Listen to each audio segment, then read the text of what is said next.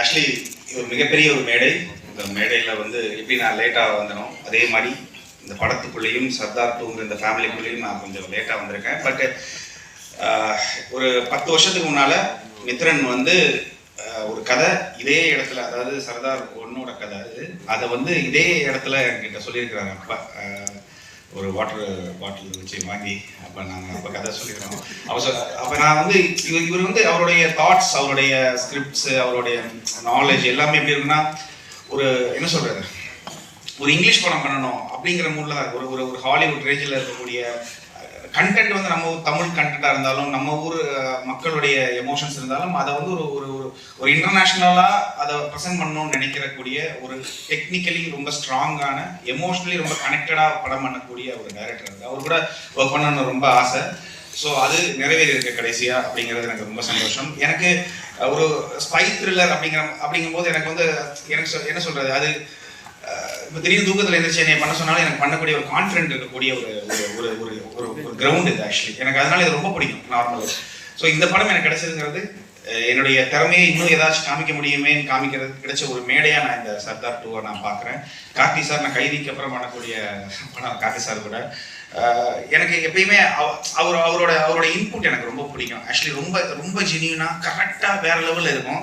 அதனால என்னன்னா, அவர் ஏதாவது சொன்னால் நல்லா இருக்குமேன்னு தோணக்கூடிய ஒரு ஆக்டர் அவர். ஆக்சுவலி ஏன்னா அவர் ஆக்டராக மட்டுமே யோசிக்க மாட்டார். அவர் ஒரு டைரக்டராகவும் ஒரு ஆடியன்ஸாகவே யோசிப்பார். ஸோ எனக்கு அவர்கிட்ட இருந்து கிடைக்கக்கூடிய இன்புட்டும் சரி ரொம்ப நல்லா இருக்கும். அவர் கூட நான் ஒர்க் பண்ணுறது 2வது படம் ரொம்ப சந்தோஷமாக நான் இருக்கிறேன். எஸ்.ஜே. சூர்யா சார் கூடயும் நடிப்பு அரக்கன் அப்படிங்கிறதான்.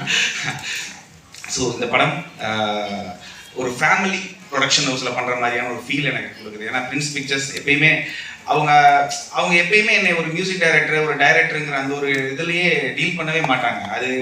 அதனால என்னன்னு தெரியல, இப்போ நமக்கு என்ன சொல்றது, ஒரு திட்டுனாலும் வாங்கிடலாங்கிற மாதிரி இருக்கும். பாசமாக பேசினாலும் வந்து ரொம்ப எதுக்குங்க இந்த தேங்க்ஸ், ஃபேமிலிக்குள்ள தேங்க்ஸ் சொன்னா பிடிக்காது இல்லையா, அந்த மாதிரி ஒரு ஃபீல் இருக்கு, ஒரு கனெக்ஷன் இருக்கு அவங்களுக்கு எனக்கு. அப்புறம் அவரோட டேஸ்ட் என்னங்கிறது என்னால் ஈஸியாக தெரிஞ்சுக்கிற முடியும். ஏன்னா every production house, every producer இல்லைனா எவ்ரி டைரக்டர் வந்து டிஃப்ரெண்ட் ஐடியாஸ் வச்சுருப்பாங்க. அவங்களோட டேஸ்ட் வேறு மாதிரி இருக்கும்.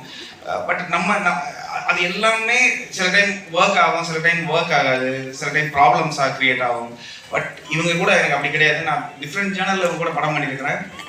பட் எல்லாத்துக்குமே அவங்களுக்கு நமக்குள்ள ஒரு ரேப்போ இருக்குது, அது ஒர்க் ஆகுது. ஸோ அது கண்டினியூஸாக ஒர்க் ஆகுதுங்கிறது எனக்கு ரொம்ப சந்தோஷம்.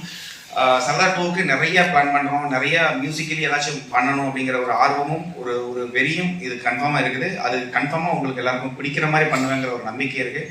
ஸோ இந்த படத்துக்குள்ளே வந்தது நான் ரொம்ப சந்தோஷமாக, இது ஆக்சுவலி என்னோட ஈவெண்ட்டாக நான் லைட்டாக எடுத்துக்கிறேன். ஏன்னா சாம் வந்து இந்த படத்துக்குள்ளே வந்துட்டாரு அப்படிங்கிற மாதிரி. ஏன்னா எனக்கு அவ்வளோ பெருமையாக இருக்குது. நான் இதை வந்து வேறு மாதிரி சொல்லலை, ரொம்ப பெருமையாக இருக்குது இந்த மாதிரி ஒரு நல்ல ஸ்கிரிப்டில், நல்ல ஒரு மூவியில் நான் வந்து ஜாயின் பண்ணுறது. ஸோ ரொம்ப பாசிட்டிவாக, ரொம்ப ஒரு சந்தோஷமான ஒரு இதாக நான் எடுத்துக்கிறேன். எல்லாருக்குமே ரொம்ப தேங்க்யூ ஸோ மச்.